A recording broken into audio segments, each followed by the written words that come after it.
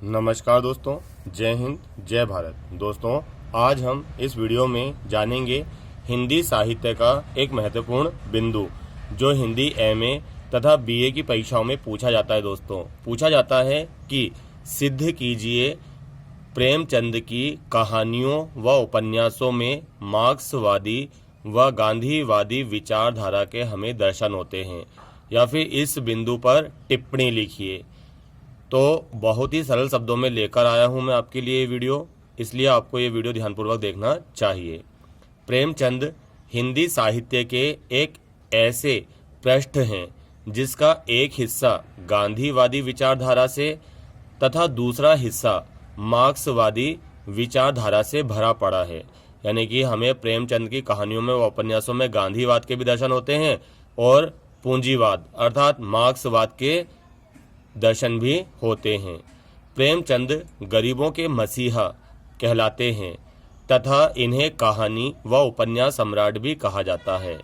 प्रेमचंद की हम कोई भी कहानी या उपन्यास उठाकर देखें तो पाएंगे कि उनकी शुरुआत मार्क्सवादी विचारधारा से होती है। यानी प्रेमचंद की कोई भी आप कहानी ले लीजिए या फिर उपन्यास ले लीजिए, उनकी शुरुआत में आपको मार्क्सवादी विचारधारा के दर्शन होते हैं जब वो कहानियों की शुरुआत होगी ना, जब, और उनका अंत गांधीवादी विचारधारा से होता है दोस्तों, जिसे आज के शब्दों में हम हैप्पी एंडिंग भी कहते हैं। यानी कि उनके जो जमींदार पूंजीपति वाले पात्र होते हैं दोस्तों, वो मार्क्सवादी विचारधारा से भरे होते हैं। यानी कि उनमें पूंजीवाद बहुत ज़्यादा कूट कूट का भरा होता है दोस्तों।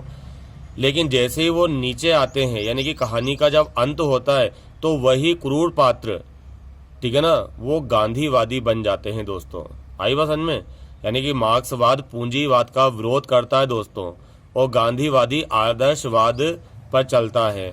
तो जो इनके ठाकुर हैं, जमींदार हैं, ऐसे इनके जो किरदार हैं वो पूंजीपति हैं और मार्क्सवाद उनको पूंजीपति बताता है, उनकी हत्या करना चाहता है हथियारों से, परंतु प्रेमचंद अपनी कलम से उन्हें अंत में गांधीवाद विचारधारा से सही कर देते हैं।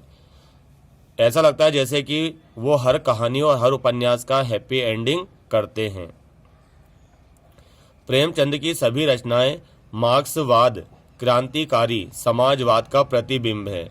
यानी कि प्रेमचंद कि अगर समरी रचनाएं देखेंगे तो उसमें हमें मार्क्सवादी क्रांतिकारी की खुशबू नजर आती है, और जिस प्रकार मार्क्सवाद समाजवाद पर चलता है, इसी प्रकार प्रेमचंद की कहानियों में हमें समाजवाद के दर्शन परिलक्षित होते हैं। उनकी रचनाएं समानता पर बल देती हैं तथा अमीरी गरीबी की खाई को पाटते हुए छुआछूत का भी विरोध करती हैं। मार्क्सवाद श्रमिकों के प्रति सहानुभूति का भाव रखता है। जो मार्क्सवाद का सिद्धांत है दोस्तों, ये मजदूरों, किसानों, श्रमिकों के प्रति सहानुभूति का भाव रखता है। इसी प्रकार प्रेमचंद की रचनाओं के हर पात्र श्रमिक वर्ग से जुड़े हैं। मार्क्सवाद धर्म का विरोधी है। मार्क्सवाद धर्म का भी विरोध करता है, यानी कि ईश्वर के प्रति विद्रोह प्रकट करता है। प्रेमचंद की रचनाओं में हमें हिंदू, मुस्लिम, ईसाई आदि धर्मों की कुरीतियों पर कटाक्ष देखने को मिलते हैं दोस्तों। मार्क्सवाद में हिंसा को सर्वोपरि स्थान दिया गया है। जो मार्क्सवाद है दोस्तों, इसमें हिंसा को सर्वोपरि माना है कि हिंसा के द्वारा ही हम इस जगत को शुद्ध बना सकते हैं, इन पूंजीपतियों को मार सकते हैं। तो रखा जाता है, तभी तो प्रेमचंद की रचनाओं में कई पात्र हिंसक भी हो जाते हैं, ठीक है ना। यानी कि मार्क्सवाद हिंसा को सर्वोपरि मानता है, तभी तो प्रेमचंद की रचनाओं में कई पात्र हिंसक भी हो जाते हैं और जुर्म के खिलाफ अपनी आवाज़ बुलंद भी करते हैं।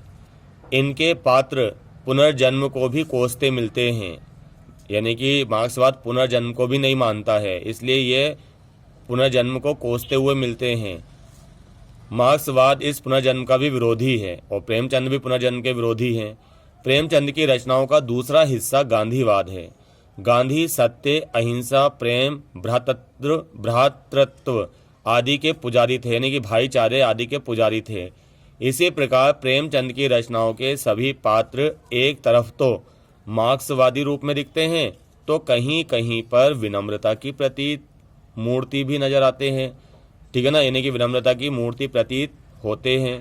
प्रेमचंद की रचनाएं अंत में घृणा पर नहीं, प्रेम पर समाप्त होती है। यही तो खास बात है दोस्तों, जब तो इन्हें उपन्यास और कहानी सम्राट कहा जाता है। यानी कि इनकी रचनाएं अंत में घृणा पर नहीं, प्रेम पर समाप्त होती है, शत्रुता पर नहीं, मित्रता पर समाप्त होती है। ठीक है ना, मार्क्सवाद हिंसा को सर्वोपरि मानता है। ठीक है ना, वो तलवार, हसिया, इसके द्वारा पूंजीपतियों की गर्दन उड़ाना चाहता है।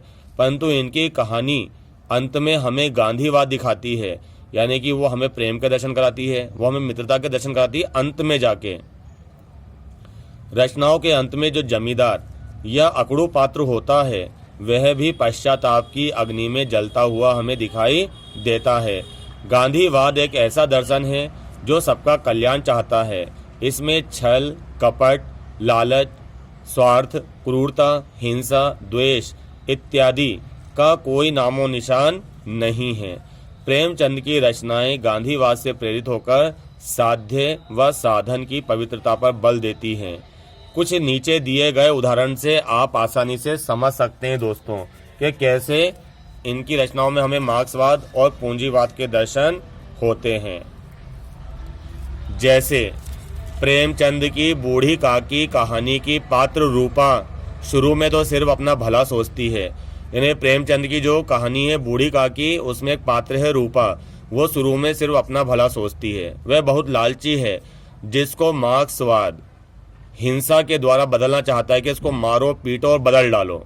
ठीक है ना, या फिर ऐसे लालची व्यक्ति को जीने का कोई अधिकार नहीं जो बुजुर्गों को बुरी हालत में पहुंचा देता है। पर प्रेमचंद बड़े चतुर हैं, अपनी कलम को गांधीवाद पर घुमाकर रूपा का हृदय बड़ी विनम्रता से बदल देते हैं। जब वह बूढ़ी काकी को पत्तले चाटते देखती है तब, ठीक है ना, जब वो रूपा बूढ़ी काकी को पत्तले चाटते देखती है तो उसके अंदर एक नारी प्रेम जग जाता है और वो बड़ा पश्चाताप करती है। अगर मार्क्सवाद होता तो उसको तो गर्दन ही उड़ा देता हो।